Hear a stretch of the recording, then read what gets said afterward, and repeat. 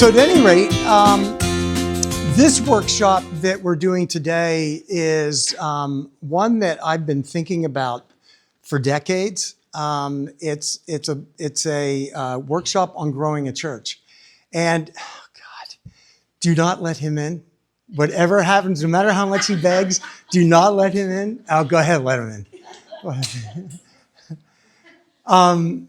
At any rate, this is a workshop I've been thinking about for a long time of doing. It really is based on my experiences. It's been a difficult workshop to put together because there's not just one thing that goes into growing a church. There's a lot of different factors into growing a church, but it also means unlearning so many things we have been trained to do in seminaries. One of my biggest struggle with almost all the mainline seminaries, you have been trained by people who are really good people, really good teachers, who've typically not pastored a church. And the ones that have often may not have pastored the church particularly well. There was a phrase when I was in seminary where they used to say, well, when you're a teacher, you either publish or perish. And it was a pun on the idea that you either publish and you can stay in your teaching role, or you end up going back to the parish. But there's that connotation that somehow going into a church is perishing. Just think about that for a while. That was never my experience. I've been a Presbyterian pastor for 38 years. I pastored a growing church for 22 years. I enjoyed every moment of it. I do believe being a pastor can be a joy. And I know a tremendous number who do it and find it joyful. But one of the struggles is we're not trained by the people who are really good at that. And that's a real difference from evangelical seminaries, where they are actually taught by people who've done it. Most evangelical seminaries, the professors come out of the church, and while they're teaching, have to continue working either in the church or a parachurch ministry. And so basically, this is an attempt to kind of bring out some of that stuff that maybe you haven't gotten in seminary. And this is not my way of saying seminaries are bad. It's my way of saying all of the mainline church has been in decline now for 50 years. And what have we changed? How have we adapted? There are 1 million books out there in the mainline church on how we have to adapt. What was the one big event that forced us to adapt in a way that we didn't want to adapt? COVID. It forced us to make changes that we weren't going to make on our own. That's a problem because we haven't been trained to adapt. We read books on it, we agree with them, and then we don't know what to do with them. So hopefully out of this, you're going to get some understanding of how to adapt. If you open up your notebooks here, you will find copies of all the slides with the ability to take notes. I would also invite you after this, if there's anything you want to chat about, don't mean today, but into the future you want to chat about, just contact me and let me know. I'm more than happy. This is a large part of what I do at Samaritan, is working with pastors and others, helping them to grow. So before we launch into our how to grow a church, let's join in prayer. Gracious and holy God, Lord, thank you for bringing us all here together and for giving us an opportunity, Lord, to stretch and to grow and to think maybe a bit differently. Lord, be a guide, be a presence, be an inspiration, and be a light to us. And we ask this in Christ's name. Amen. I want to start with an experience that was incredibly shaping for me back in 1985, I think it was, 1985. I started seminary back in the dark ages when we had to ride dinosaurs to our classes back in 1983. And I did not go there with the intention of becoming a pastor. I was already a therapist. I had worked for 2 years in a psychiatric hospital with adolescents and children. I wanted to get my master's in social work at the University of Pittsburgh because it was one of the best in the country. But as a therapist, I kept encountering spiritual issues. We had kids who were dabbling in satanic worship. We had kids who were grieving the death of parents. And as therapists, I hadn't really been trained to do that. And so I'd found out about the dual program between Pittsburgh Theological Seminary and the University of Pittsburgh School of Social Work, where you could get both an MDiv and an MSW over 4 years instead of 5 years. But my intent was to really just learn how to deal with the spiritual in counseling. One of the first things I learned when I went to seminary was they don't really teach you how to deal with the spiritual in much. They teach you spiritual practices, and I'm going to talk about that later. But they don't necessarily teach a deeper brand of spirituality and what I would say the core of spirituality. But while I was there, I kept having this nagging sense, I think I may be called to be a pastor. And so I decided to go in the first phase of the process in the Presbyterian Church, which is to become an inquirer. And to become an inquirer, the thing you do is you go and meet with a committee, the Committee on Preparation for Ministry. And really, they're not really allowed to ask you any theological questions. They're not really allowed to ask you any kind of, deeper questions that have to do with your theological education.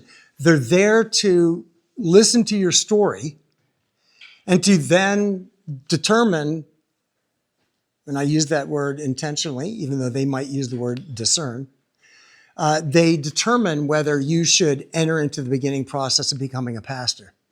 So I was there with about, 6, 7 other people who are at different seminaries around the country. And, each one would go in one by one and they would be in there for 5 minutes.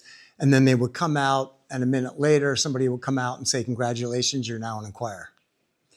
I went in and they asked me about my story. So I told them about my story. I told them about all my God experiences growing up. I told them all about, my spirituality and my sense of my connection with God. And then they grilled me for about 20 minutes.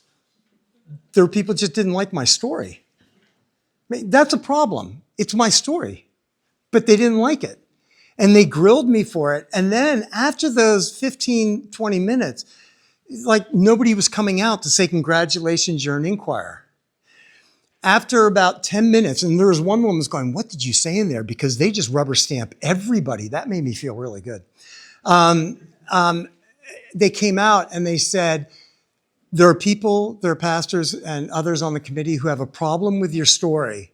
And so they want you to meet with a pastor for the next 6 months who will help you shape your experience to the right way so that, you will then be ready to become a pastor.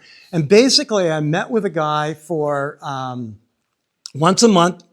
He asked me to bring my papers, and the most significant thing he did was, now you have to remember, I'm in a seminary where you have to use inclusive language for God. Every place I had written God, he crossed it out and put a capital H-E instead. That was my training on how to be a pastor. The reason I bring that up is that I think it's, that's personal to me. But what it also means is we have a tendency from a tribal perspective to be gatekeepers and only want people who fit the way we are to come in. We tend to be preservational, not innovational.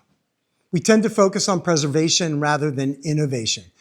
One reason COVID was so stressful was we were adapting to technologies that, frankly, we should have adapted to 10 years earlier.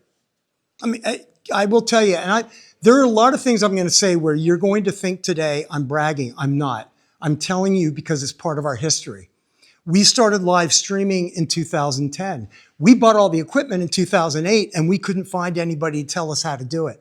We ran workshops for our presbytery at our church to help them understand, not only because we started doing projection, this kind of stuff in 2003. And we were a, medium-sized church in Zelienople.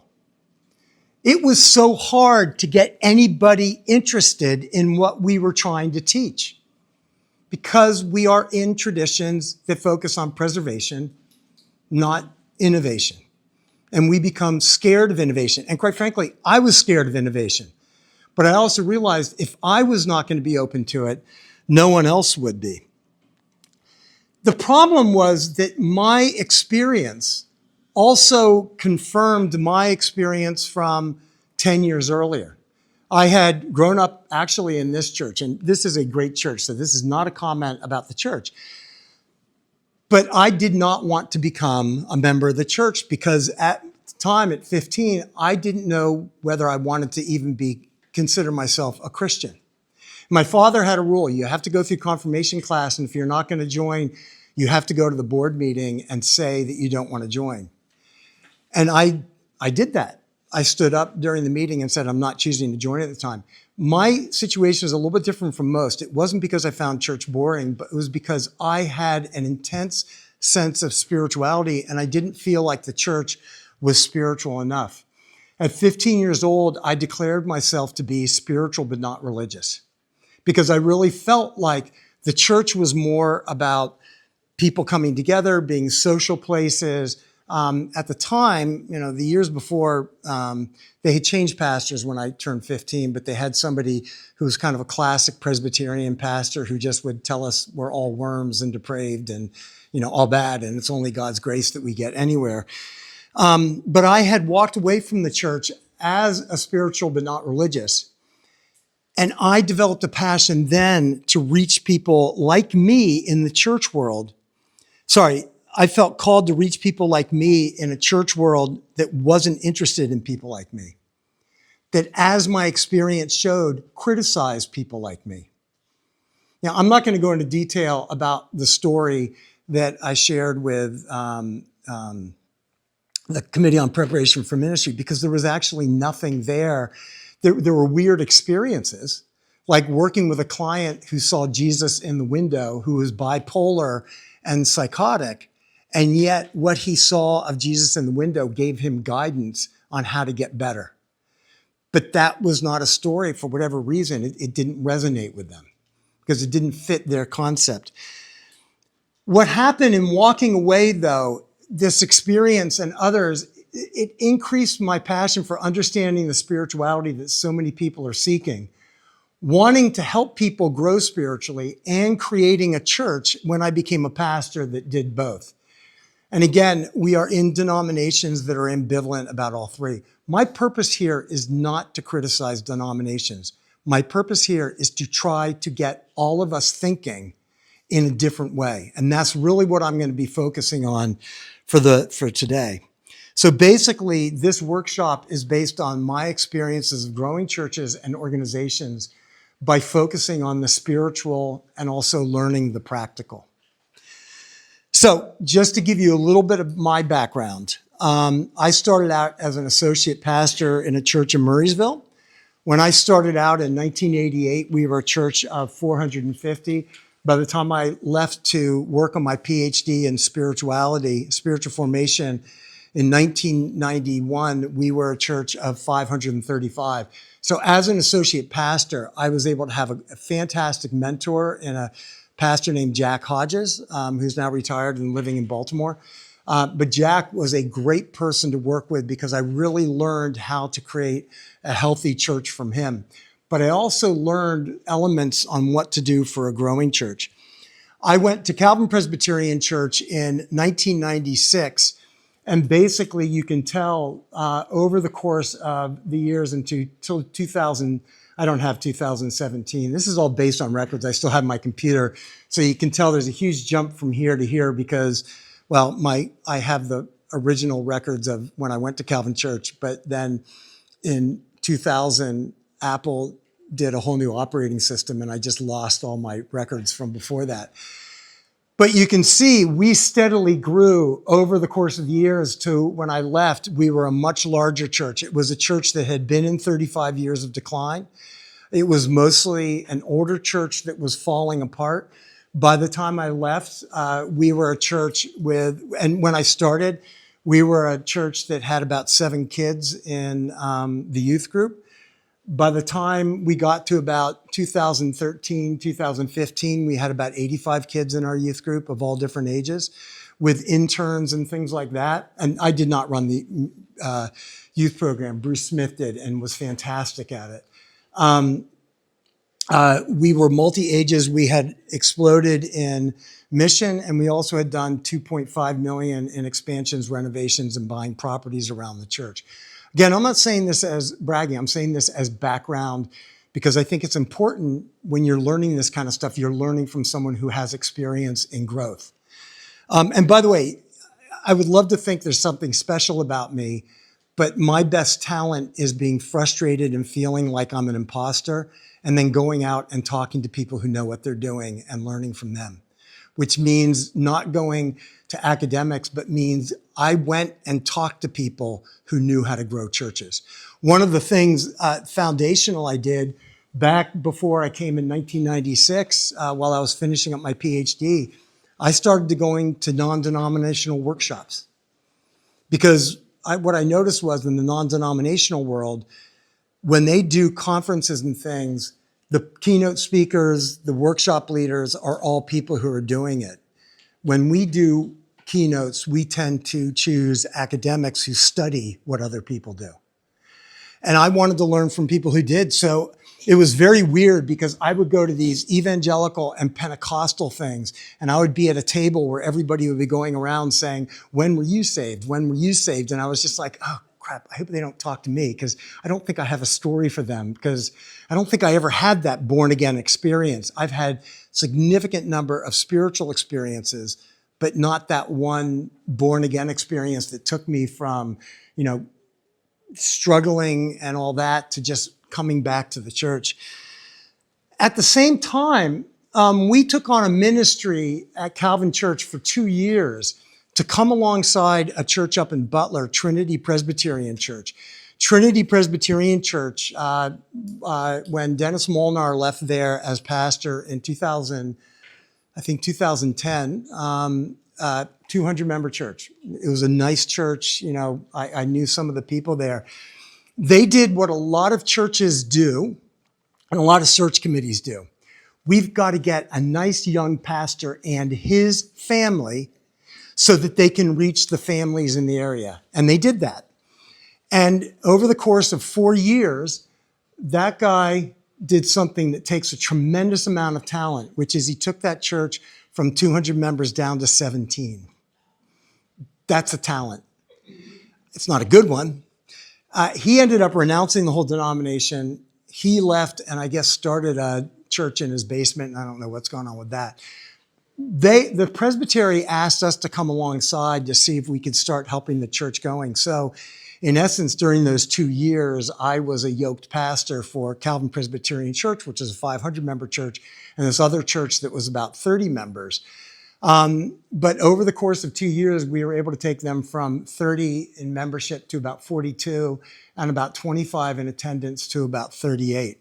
And it wasn't by doing anything drastic. It was by doing basic things that allowed them to become attractive. They now have a CRE, Carmen Shulo, who's great. And I think he's got that church up to something like about 60, 70 members. So that church has continued to recover. Final thing is, I came here in 2017, and this also shows the growth of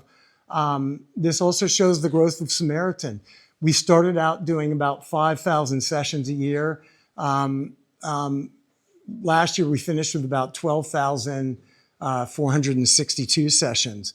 You can see our revenue is going up. The reason why I bring this out is what it also says is, because I've had people say this, well, it was able to grow, Graham, because you're charismatic in the pulpit, you're charismatic doing blah, blah, blah, blah, blah.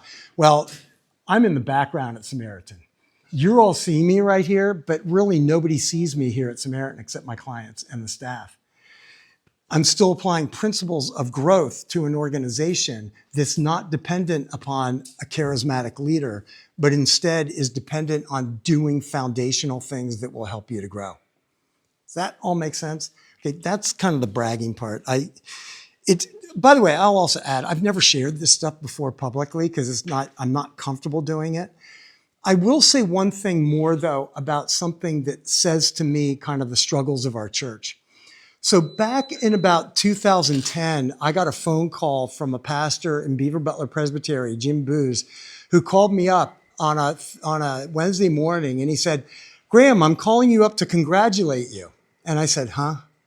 And he said, "Yeah, last night you got an award at the Presbytery meeting." And I said, "Well, I wasn't there." And he goes, "Yeah, I noticed." And I said, "Well, what's this award for?" And I wasn't really sure whether he was like kidding or what he was saying. But he said, "The Presbytery asked me to study our churches." And he said, we looked at churches that had grown in the past year, that churches had grown or stayed the same last year. And there are 12 churches in the Presbytery that had either grown or stayed the same. He said, and your church was one of them. He said, I then looked 2 years and we looked at churches that had grown or stayed stable for 2 years. And there were 5 of them and your church was one of them.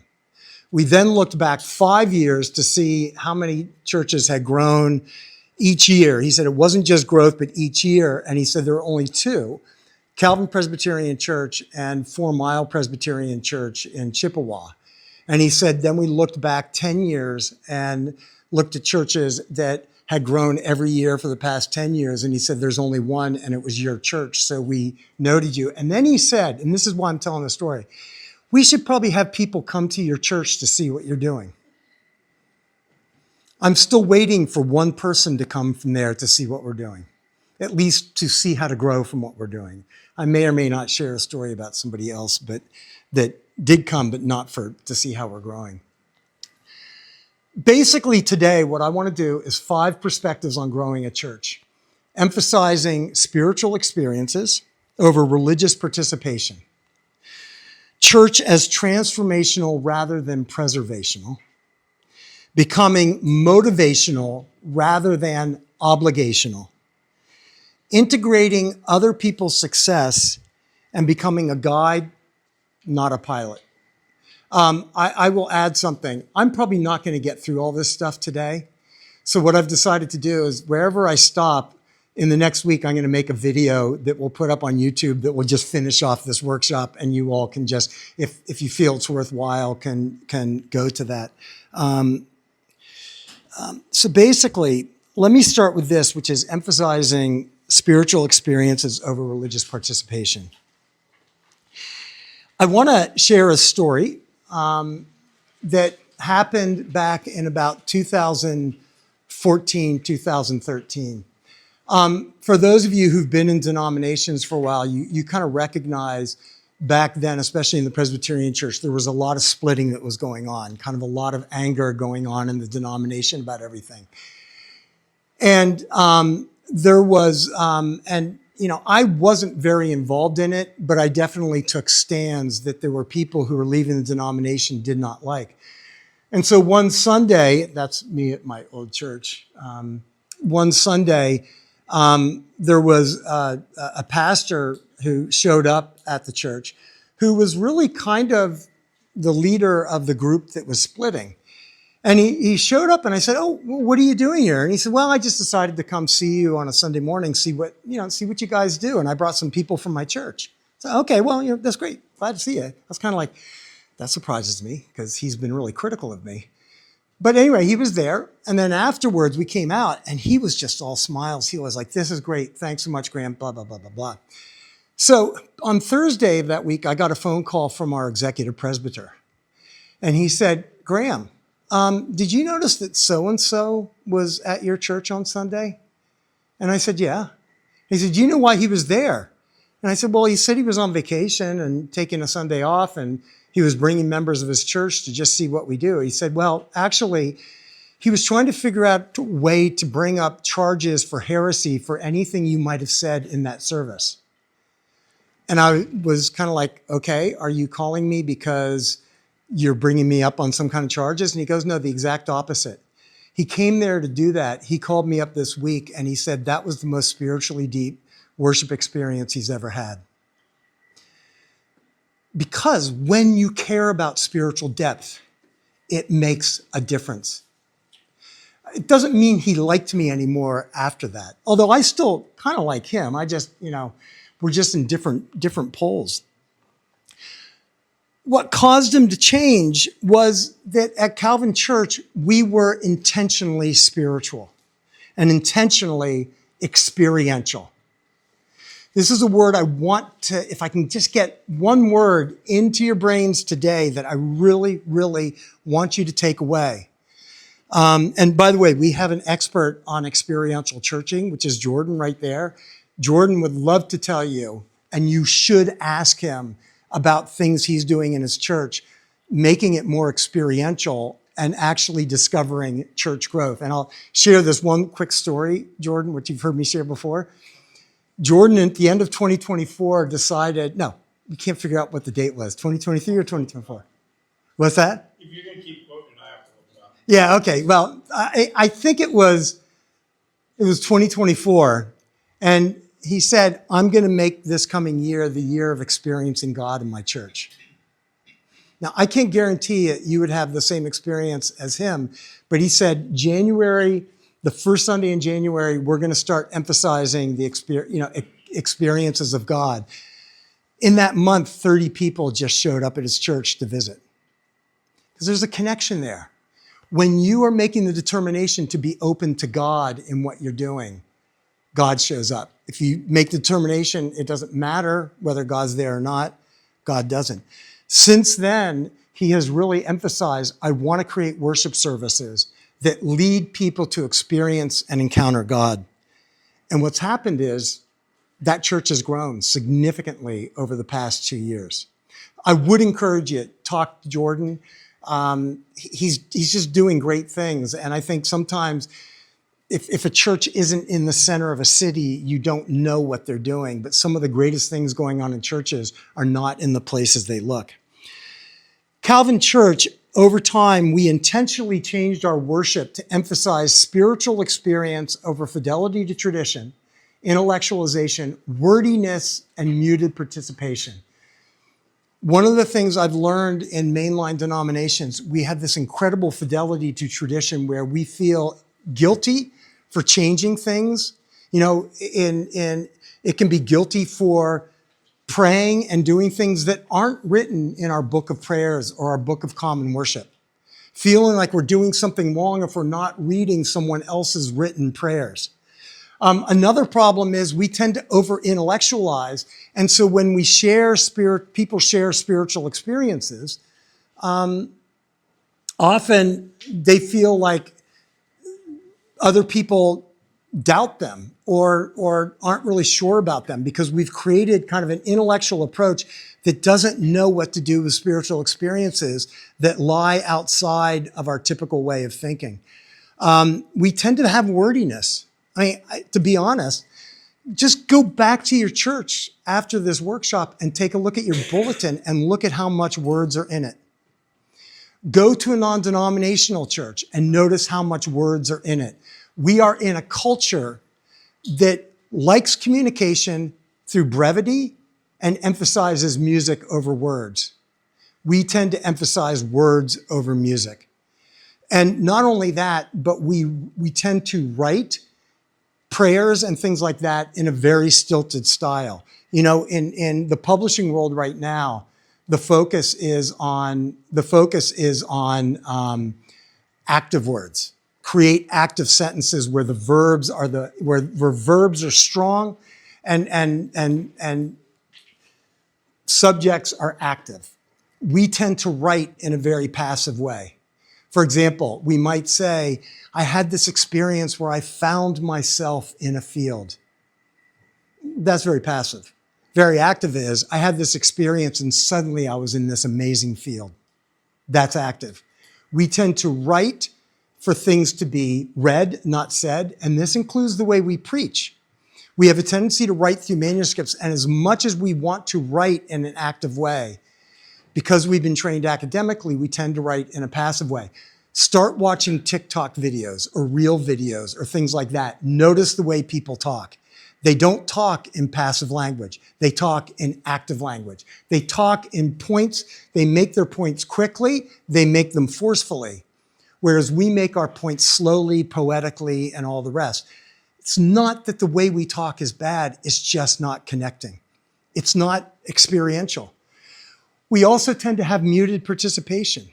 In how many churches do people feel okay singing hymns like this?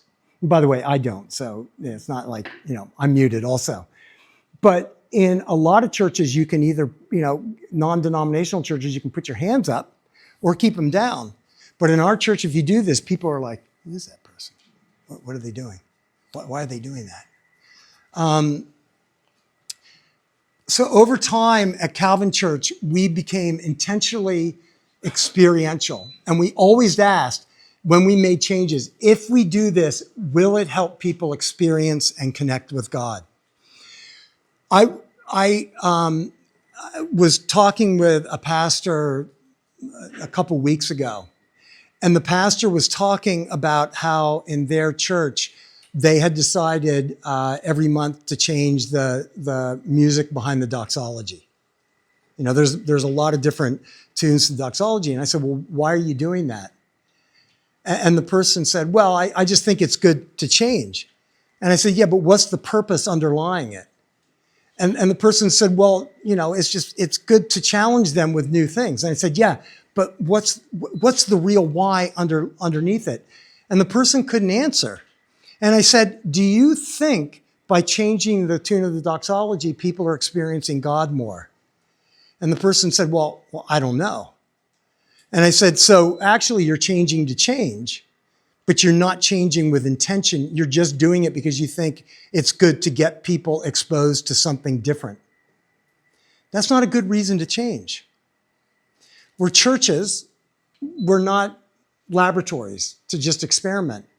What we did was we made changes, but we always asked the question, if we do this, will it help people experience God more? And I'll give you an example of this because we asked this about a lot at Calvin Church. We began to really investigate and ask the question, if a visitor comes, what's their experience? Are they experiencing God with us or are they experiencing church? If they come, is there something that connects them where they walk out and they feel different because they feel like they've encountered God? Or do they walk out going, that was nice, or that was boring, or that was something else? A good example of this, one of the things we began to struggle with, and if you've done any workshops with me, you always hear me bring this up as an example. But one of the things that's traditional in all our churches, how do we begin our churches? I don't mean announcements or prayers, but how do we typically begin our worship service? What? Well, yeah, forget the announcements and all that. When you're really starting your worship service, what do you typically start it with? What? Okay, get past the music. Before that. There you go. Call to worship. Call to worship response. Okay, so we're going to practice a call to worship. And I realize you're all pastors, so you're going to respond differently the way your churches do, but you'll still get the point. So I'm going to say, we come to worship Jesus in joy. We come to worship God in joy. And you're going to say, yes, in joy we are here. Okay, right? Yes, we are in joy we're here. I'm probably going to butcher the first part. Just respond that way. What did I just say? Yes, we are here. We come this morning to worship God in joy. Yes, in joy we are here. Can you feel the joy? Can you feel it? No, you cannot. Right there, that's a robotic experience. Why do we keep doing that printed call to worship? Habit. What? Habit? Preservation. It's what we've always done. So we began to grapple with that because we said the beginning of our worship isn't spiritual. We had previously sent our choir down to the Taizé service at East Liberty Presbyterian Church to see what that was like, because they were thinking about doing some Taizé stuff at our church. And so we said, well, how do we make that opening more spiritual? And our worship committee, we spent about 2 months kind of talking back and forth. And finally, what we decided was, after the announcements, we would move into a Taizé chant. You all know what, anybody not know what a Taizé chant is? It's from a community in France where you sing something repeatedly, and the idea is over time you stop paying attention to the words, and now it just sort of enters in you. So it can be something like, "In the Lord I'll be ever faithful." Now I can't remember the words of that song. The Lord is my song, the Lord is my praise. All my hope comes from God. The Lord is my soul. Lord is my soul. Lord is my praise. Whatever it ends. You keep, I can't, because I'm up here, I can't remember them. You keep singing it over and over again. And what it does is it just slows you down. It deepens you. And because you're not focusing on the words, but letting the words in, it moves you in a different kind of experience. So what we did was started with a Taizé chant. And then we moved into 30 seconds of silent prayer while our musician played the piano very softly underneath. And then either myself or our associate pastor would stand up and say a prayer of blessing over the whole congregation, that during this time we would discover God, we would meet God. Can you tell the difference between the two? Remember what I said before, one is wordy, one is mostly music. Very few words. Even the prayers we said were very short, and it was really an intention, just bless everybody. It's a different experience. It's something that leads to an experience of God. It can be subtle, but, and we did get resistance. When we first did it, people were like, I don't know. And we did it for about 3 months. And then eventually almost the whole congregation said, I love that. I love starting out the worship service in a sense of silence, in a sense of just centering, in a sense of really kind of opening ourselves. So we always asked, if we do this, we'll help people experience and connect with God. One of the things I want you to pay attention to, because I'm going to bring this out over time, churches that grow help people experience God. It's not their theology per se. It's not their music per se. It's the extent to which they are interested in helping people experience God. As I mentioned about Jordan's church, there's nothing exceptional about Jordan's church. In fact, his is a merger of 2 churches, and often they don't work well. It's okay if I'd use you as an example?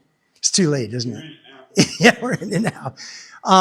It's even a merger of 2 churches, and yet because they've emphasized this, it's really allowed them to come together in a way that's healing for everybody. Churches that grow help people experience God. At Calvin Church, we did more than create an experiential church. We nurtured spirituality in and through everything. We really began to ask the question, how do we bring the spiritual, not just teaching spiritual practices, and we'll talk about that later on, because there's a difference between spirituality and spiritual practices. How do you nurture spirituality, that experience, that encounter with God that changes lives? How do you do that in everything we're doing? We brought spirituality into leadership and decision-making by creating an agenda and an approach that emphasizes prayer, discernment, and the courage to follow. We changed the way we made decisions at the board level, where we spent the first 45 minutes, we would discuss a quote on some kind of discernment. We would always do an exercise. We would check in with each other. How's everybody doing? We would ask for what our prayer concerns to pray. We would sing a Taizé chant. We would pray together for 45 minutes before we got to the business part of the meeting. And everybody thinks that makes it longer. It doesn't, because people are more focused and more willing to listen to God when they've been trained to listen to God. We also began to lift up leaders in the church, where instead of asking, do they have financial skills, teaching skills, accounting skills, building skills, whatever, we started looking at, do we have a sense they're open to what God wants first? Then do they have those skills second? And some of the best people on the committees we found were ones who had no skills in those areas, but we felt were really called and did fantastic jobs in nurturing the church. We offered overtime, and by the way, I was there for 22 years. It's not like the first year we did all this stuff. It took really 4 years until we were really able to change the leadership. And it took a while to trickle this down into the congregation. But one of the reasons I did not leave Calvin Church for 22 years was I didn't want to go somewhere else and start this all over again. You know, we had a church that was deeply spiritual and was starting to get studied, you know, by national groups on what we were doing. We offered classes, small groups, retreats, and events that taught and nurtured spiritual growth.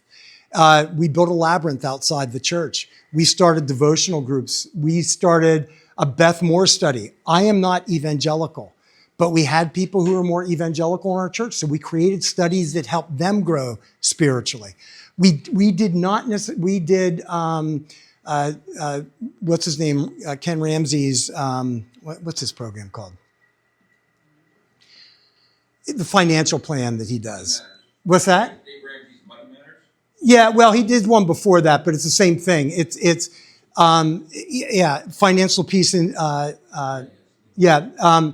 you know, we did that because we knew there were some people who were having financial money management things, and we thought that was a great program to integrate faith into it, even though I completely disagree with where he is theologically. But we looked at it and said it doesn't matter because this is helping people bring God into their finances. We offered opportunities for spiritual practice and growth. We started intercessory prayer groups. We started contemplative prayer groups. As I said, we started all sorts of small groups. And we also got to the point where we were having not only our board, but all of our committees start with a time of prayer and study so that we turned all of our committee meetings into small groups, so that we could really get everybody interested in this. We made spiritual receptivity, responsiveness, and transformation central to the church ethos. If you're going to be part of this church, there's an understanding that you're going to grow spiritually. If you're not interested in that, if you just want a church that's just going to be church, there are plenty of churches around us. And it's not like we were bullies in this. What we just basically, you know, we created a covenant that members had to sign. And it wasn't, you have to give us all your money, you have to do that, but it was standards of behavior, standards of, you know, that you will put God at the center. This is literally the kinds of things that were. You're going to put God at the center. You will try to make worship central to your life, that in any kind of disagreements with others, you will see what's best in them and try to find a way to overcome the division. If you're interested in learning more about this, this is my book. It was first published in 2005. This is a second edition from 2016. And it really outlines all of this stuff. If you're interested in bringing this into your church, it's just easy to find on Amazon. And it really goes into how do you do this. Plus, the back of the book is filled with appendices that are actually the agenda for our board, how we did stewardship, how do you discern. There are chapters in there on how do you lead churches through transformation, how do you discern as individually and as a church. You know, lots of stuff. So I would encourage you, if you want to grow more in these areas, to consider looking at that. Any thoughts or questions about any of this so far, or comments? That's really what I've done up to this point, is kind of background. What do you do with pushback when you have, you know, the main players in the church, the influentials in the church are not liking the fact that you're changed the prelude of the service? Yeah, that was something I was getting. Yeah, that was something I was going to get into later. So one of the ways, and I'm going to really talk about this towards the end, of how you make decisions in the church. Most of the time, my experience, most of the time you get pushback is because the pastor has instituted the change. It's what I call the pastor is on point. The pastor says, I want to do this, you do this, you do this, you do this, you do this. And then the resistance comes. And basically what happened was, and I'll share this later, I never came, you know, like if you remember when I talked about the the Taizé prayer and all of that, I just came and said, I just think that call to worship, it's not very spiritual. And I had our committee do it. And I said, I don't know what to do to make it more spiritual, but the way we're doing it really says we're a boring church right off the bat. And we ended up in 2 months of discussion about it. And that's how, like, one group said, well, we just went down to the East Liberty Church and we did Taizé chants. What if we start with a Taizé chant? And then someone else kind of said, what if we also build in some time of silence? Because there are people who are complaining that with the young families we're getting, the church is too noisy in the beginning. And they were saying, Graham, can you just tell people to be quiet for 5 minutes before the service? And I said, no, I'm not going to do that because then everybody's going to like attack me. I'm not doing that. But also, when we make a change, we start talking about the change 3 months ahead of time. We put it in our newsletter, and we also pick particular times. So I have sort of a mnemonic device on this. Whenever you're making a change, make it small and in the fall, which usually means institute the change right after Labor Day, because everybody's been in and out over the summer. So this is the first time you're getting back. They're used to getting their kids in class. It's a good change time. If waiting for fall is a bummer, do it in the summer. So in the summer, people are in and out, you can try it. If waiting till summer is agony, do it right after Epiphany, because you've already gone through Advent, Christmas, everything has changed. People, they know what normal is, but they're used to not being in it. The other thing is we would communicate for 3 months ahead of time. We put it in the newsletter. This is what we're going to be doing on September 9th. And then we'd put it in the newsletter, and then 2 months ahead of time, we'd have it again in the newsletter, but also a thing in the bulletin where we talk about it. Then the month before, we'd have it in the newsletter and every Sunday in the bulletin. And each Sunday, I would talk about it. I would say in 4 weeks, in 3 weeks, in 2 weeks, we're going to be doing this, and we would explain why. And we would talk about it because we're trying to create something more experiential. Again, a problem a lot of people have is when they make changes is they don't give enough communication time. They don't do a very good job of communicating why. Again, the changing of the doxologies. I think it was just done. That pastor never said, this is why we're doing it. I think that's what the pastor told me. They just did it. And that happens a lot.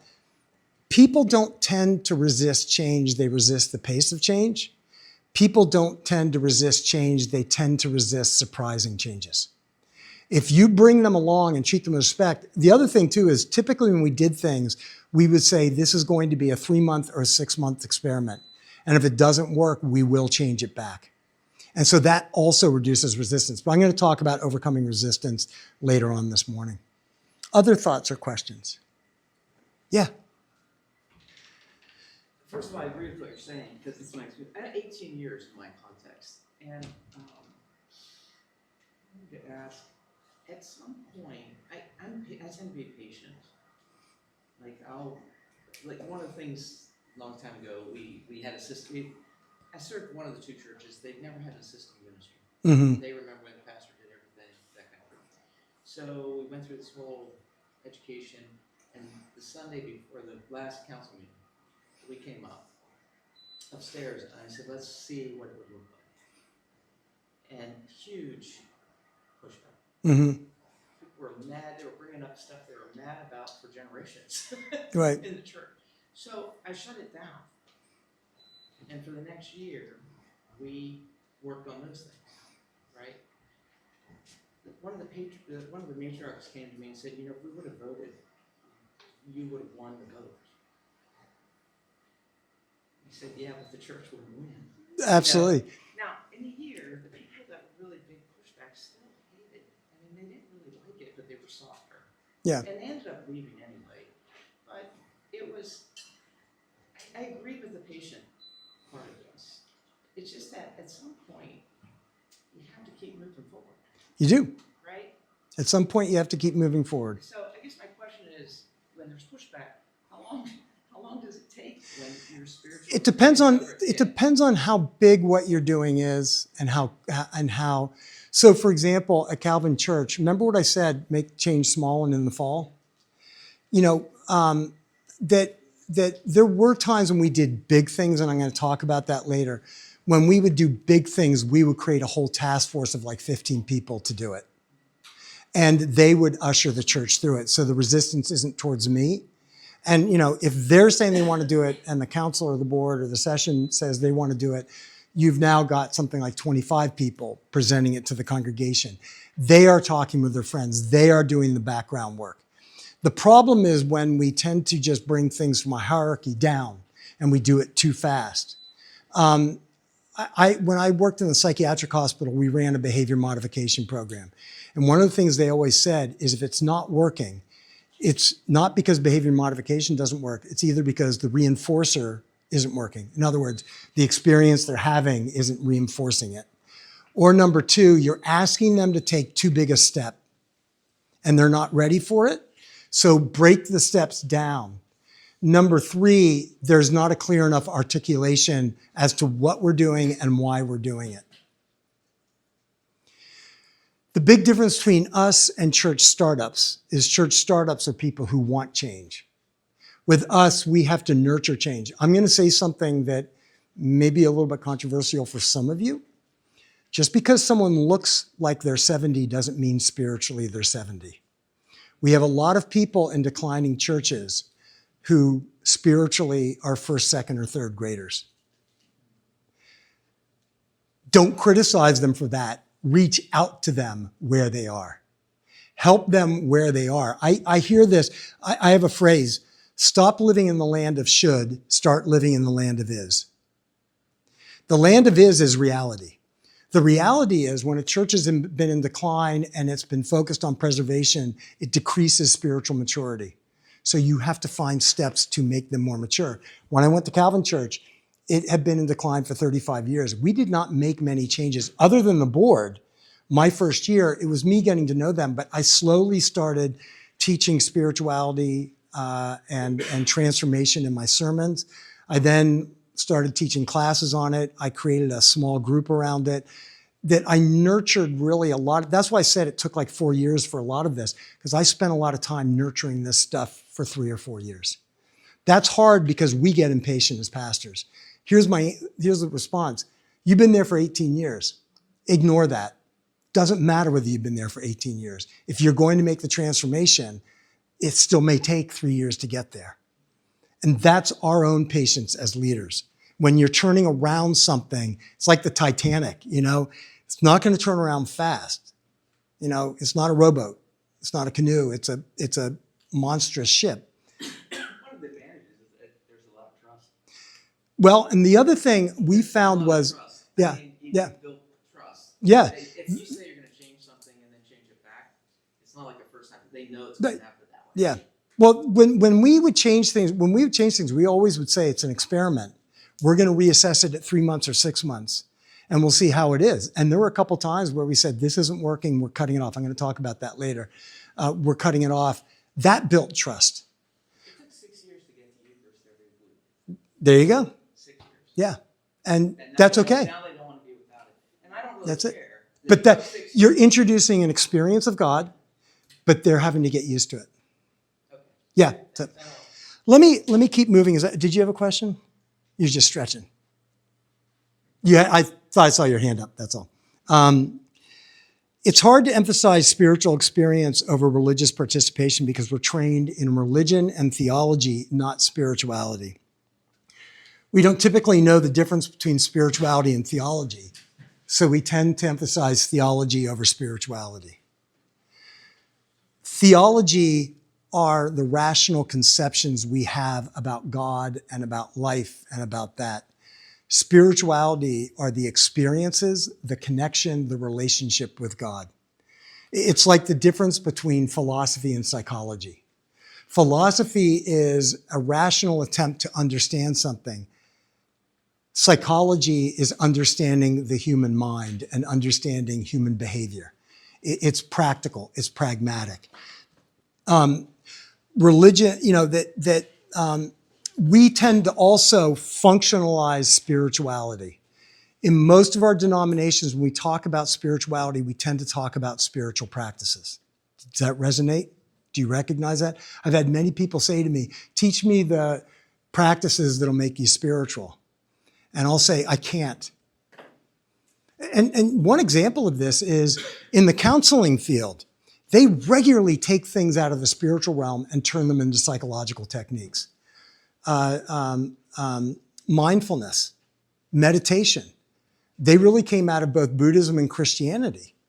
But they strip them of the experience of God. And what that tells you is you can engage in a practice, and if either it doesn't resonate with you or you haven't been prepared for it or whatever, it may not lead to a deeper spirituality. Spirituality, simply put, is the connection we have with the divine, with the holy, with God, that transcends us and transforms us. Spirituality can come in sermons.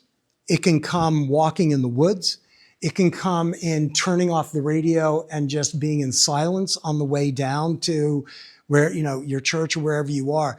Spirituality is the experience of God, and it's all the ways we are willing to become receptive to what God is doing and responsive to what God is doing. Practices follow intent. I have, through my PhD in spiritual formation, I have tried most of them. Some resonate with me, some don't. But we feel like, okay, if you're not able to sit contemplatively for 20 minutes, you're never going to grow spiritually. Well, if you're like me, who's ADHD, that's 20 minutes of torture that never helps you spiritually. For other people, they love it. So you do the practice that helps. For me, reading, especially reading of Christian mystics, and by the way, in your folders, you have a listing of deeply spiritual books that I would encourage you to read and read slowly if you're interested in growing in spiritual depth. What you'll notice in most of these books, these are classic spiritual books where they almost never talk about what their practice is, because they recognize that the practice isn't what matters, it's the connection with God that matters. You can do a practice, but if you're not connected with God through it, it doesn't do anything. For me, journaling doesn't do anything. For other people, it can be great. You find a practice that nurtures you spiritually. And what I've also found is, as you grow spiritually, the practices that used to nurture you don't. A large part of my job as a spiritual direction often is telling people it's okay to quit doing that practice. Now go and explore others. We also don't know what to do with spiritual experiences and tend to ignore them or even minimize them. A large part of my own personal training has been studying near-death experiences and spiritually transforming experiences. I am fascinated by people who have deep transforming spiritual experiences.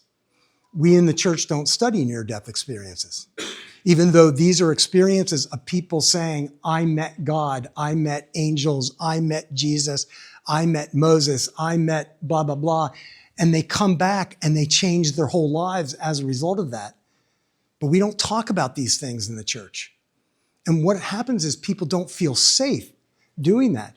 At Calvin Church, one of the things we did twice, we did Lenten study we called Calvin Stories, where we just asked people to write their experience, write about a time they experienced God in a profound way that changed them. The first year we did it, we were about a 380 member church, and we put them out and they were going so fast, we ended up printing about 500, 550. We did it a few years later when we were about a 450 member church, and we had 800 copies that people were just taking them and passing them around, because people are starved for God experiences. They resonate with people who are willing to share their God experiences. I heard a God experience last night. A friend told me a story about being in a restaurant and struggling with a medical issue and really, really struggling and kind of being frustrated, like, why me? And a person at another table just came up and said, I don't know why, but I feel called to pray for you. And the person said, I wasn't particularly receptive. Who's this guy? Who's doing it? Put his arm on him, prayed, and said, we went with his medical checkup, ensuing checkup, there was no evidence of the medical problem. So what do we do with stories like that in the church? Do we share them? Do we keep them quiet? This is stuff I want you to really deeply think about, because growing churches are places where people experience God and they share experiences of God. They don't hide them. There are churches that regularly do testimonies. because they want to share the stories. It's a reason AA and 12-step programs are so powerful, because people share their experiences. People aren't looking for academic treatises. They're looking for, how do I find God? That basically, spirituality is really focused on both forming and transforming us. A really deep spirituality will leave you changed. You will become somebody different because of it. And as a pastor doing it, it's important to help other people recognize that part of being part of our church means you're going to be changed. You're not going to be part of this church and be the same person in 5 years that you are now. So I want to share one of those stories from the Calvin stories, and then we'll take a break, I think. Let me just take a real quick look. Almost take a break. So this is a story that was shared in the Calvin stories. It was by a member of Calvin Church named Marie. Marie used to live in Colorado. She used to live up in Estes Park, which is like somewhere over there. But her church was down in Boulder. And she had gone down to her church for a Bible study and was driving home. And if any of you have spent any time in the winter in Colorado, you know they can get like 12 feet of snow dumped. 12 inches of snow or a foot of snow or whatever it is. They can get snow dumped. And then the sun comes up the next day, the temperature goes in the 60s, and then the snow all melts. And then at night, it freezes over and you get black ice. So Marie, her story was, she was driving back home and all of a sudden hit black ice and went off into the canyon. And as she was going off into the canyon, she said, I'm trying to steer the car. And she said, I heard a voice saying, let go of the wheel. So she let go of the wheel.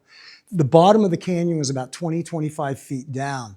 And she said it literally felt like something caught the car in the palm of its hand and put it down with a thud. She said it felt so soft that when she got out of the car to figure out what had happened, she opened the door. Her 4-year-old was in the back seat playing, and he was still playing. And she said, we've got to get out of the car. And he goes, I'm not done playing. She then immediately thought, how the heck do I get out of here? And she looks and she sees someone rappelling down the wall. It's a rescue team already there. And she was like, how did you know I was here? And they said, we saw you go off the cliff. We're kind of expecting to find mangled bodies down here. This is surprising the heck out of us.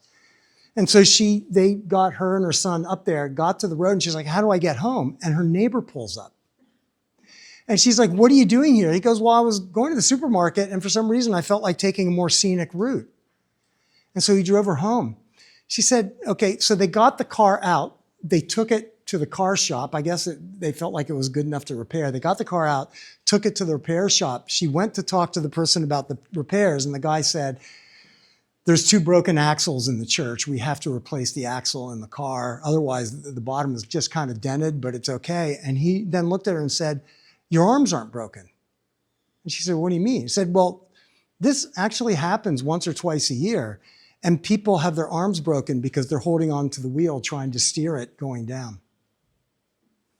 What do you do with a story like that? Do people feel free to share stories like that? Having a conversation with Marie afterwards, she thanked me because she said, this is the first time I've ever felt like I could really share that story in the church. Do we allow people to share stories like this? What do we do with these things? How do we respond to these kinds of things? I'm going to close with kind of, and then we'll take a break. I want to close by, I'm going to share a little bit more about this later. But one of the things that I have done really since when I was already a pastor when I started working on my PhD, and I took 3 years to just really complete the PhD. They're just not built like DMins. You can't really do both at the same time. And I was teaching in a lot of different churches around the Pittsburgh area, but because I wasn't attached to a church, I decided to just, like on particular Sundays, to just go visit different churches. And that became a tradition of mine, and I'll talk about this later. And I've continued to do this. And so, not this past January, but the January before, I visited a church in Pittsburgh called Sanctuary. They actually were an offshoot of a church called Amplify. And by the way, I visit all sorts of churches, and I'll talk about this later, but Orthodox, Catholic, Protestant, evangelical, because I'm fascinated with what churches do. I'm curious about what churches do. I was really fascinated with this church. It's in downtown Pittsburgh. They're building a new church in the Strip District. They're actually in a church that's a few blocks off of the PPG Paint Center. I'm used to contemporary worship, but they did contemporary worship really differently. They started out with a welcome. They started out with a song, and then someone welcomed them. But the song was kind of a welcome song. It was like a song saying, God, we're struggling in our lives. We're doing all this, but we're here. It really fit the theme. And then somebody welcomed them and led them into a prayer. Holy God. It was kind of like the Taizé type thing, but just different. Then they went into another song, but it was a song about, it was a confession song. It was like, we come to you broken and sinful, blah, blah, blah, blah, blah. Afterwards, the pastor said, or the music director said a prayer of confession for everybody. Then they moved into the next song, which was like, open us to the Holy Spirit, let us hear you.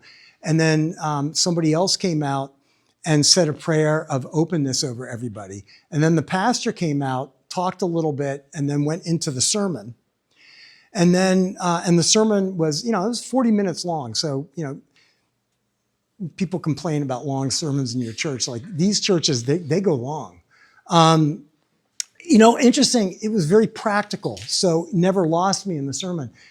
After the sermon, they did another song, which is, kind of along the lines of help us hear you. They thanked everybody for being there. And then they had their closing song. But as the closing song was started, there were I counted 150 people there. 50 people got up really quickly and started moving to the back of the church really quickly. And I saw them like go up the side. And I was like, oh, something weird's going on. And then I realized the two pastors and I think an elder were all standing on the side. These were 50 people lining up to receive prayers from the pastors. And the rest of them sang the song that ended it. Even in places that, the non-denominational, one of the reasons they grow is not because they do contemporary music. It's not because they have a conservative theology, because there are a lot of churches that are growing that have a more progressive theology, just not as many. What churches like this do is they emphasize experience. They think a lot about, when you come to my church, will you encounter Jesus? Will you experience God? Even to the point where they now have started a school of supernatural ministry. They're teaching people to pray and expect things to happen. Now, I don't know what you think about that. I'll just simply say there's no school of supernatural ministry going on in the Presbyterian Church USA. I don't know that I want to go to their school of supernatural ministry. It may be a little bit, where I'm not, but they're doing it. They're creating something to nurture the experiential. I think that's important. I think that, when I look at them, they've grown because they've emphasized spirituality and experience. They also value, engage, and reach out to the spiritual but not religious, duns and nuns. They shape their worship service around people who aren't coming to church and asking the question, not just how do we get people to come to church so we can make money and grow our church. I think that's an outdated understanding of what they do. I've learned by being a coach with a number of non-denominational pastors that, there's no difference in the faith between us and them. There's a big difference in how they practice it. We have a tendency in the progressive churches to look down and see them as the enemy. I will say they don't even think about us because they're just doing ministry. They are doing things. Part of what you're hearing in me, I am not an evangelical. I'm not conservative. But at the same time, I still respect what they're doing and I can learn from what they're doing. So let me do a real quick run through of just things to understand about the spiritual but not religious, and we'll take a break. I basically still feel, I've been a pastor for 38 years, and I still feel like I'm spiritual but not religious. There are times when I'm not preaching in a church or teaching somewhere that I have a hard time going to church. Their resistance to religious doctrines and dogmas. So the more we tell them what they must believe, the less they will believe. If you tell them you need to be this, they're less likely to follow where you are. They're willing to listen to all sides and to be both and therefore could be considered to be spiritual, but also a bit agnostic and atheistic, or spiritual and Christian and Buddhist and selfist. One of the things I'm going to hit you with, stop criticizing the people who aren't in our churches. They're not in our churches because of us, not because of them. I say that and people get pissed off at me.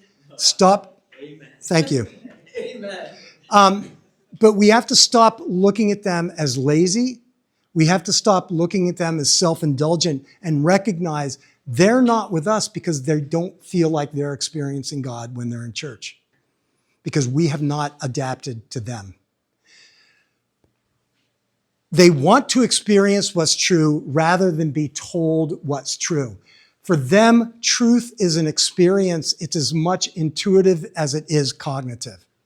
And if we're trying to just teach them doctrine and dogma, and telling them what's true and what is theologically right, they will not engage with us. But if we offer experiences that help them transform, they will be there with us and they're willing to engage with us.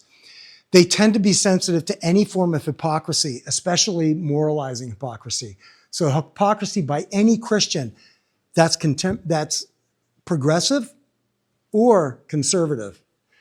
Hypocrisy by any Christian is an extension of our hypocrisy. For example, if you're a progressive Christian and you're getting into conversation with somebody who has a different political belief than you, and you are basically getting angrier and angrier at telling them what the truth is, they will see you as a hypocrite because they know enough about Jesus to know that he would not be talking to them in that way. He would be listening to them. He would want to understand them. Jesus would not change to meet them, but then Jesus would teach and talk in a way that is respectful. And this is one of the problems we're having right now is we've become so ideological that we don't even recognize it when we're not caring, we're not compassionate.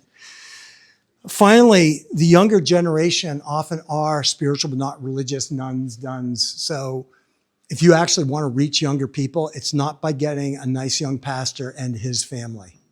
It didn't work for Trinity. It's not going to work for, the pastors who do well are the ones who are relational. The ones who people feel like this is somebody who really cares about me.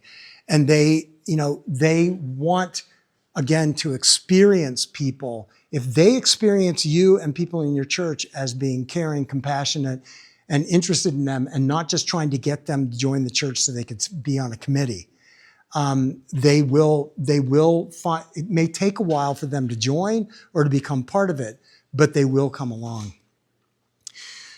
So final thing, what does a spiritually experiential church look like? We have a passion for helping people experience and connect with God. And I realize I'm repeating a lot. It's because I'm trying to make sure you're coming out going, yeah, he talked about experiencing God a lot. Good. That's what I want. I would actually enjoy that criticism because it means it's in there and you're thinking about it.